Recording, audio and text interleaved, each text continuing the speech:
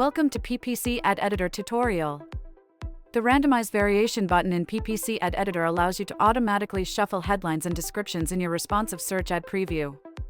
This feature helps you explore different ad combinations for better performance and creativity without having to manually rearrange each element.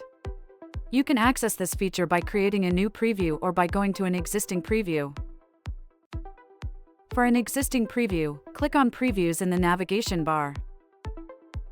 From the list of existing previews, select the preview you want to use for randomizing variations.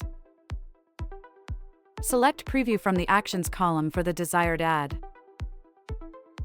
In the preview, you'll see the Randomize Variations button next to the variation table. Click the Randomize Variations button to shuffle the combination of headlines and descriptions instantly. You can click it multiple times until you find a variation you like. You can also set variations for your ads. Click on the drop-down menu in the Variations button. Select your preferred variation from the drop-down menu. You can now select from 7 variations for your ad. Select Show 3 variations from the drop-down menu. This feature is especially useful during ad creation and review, helping you generate effective variations with minimal effort.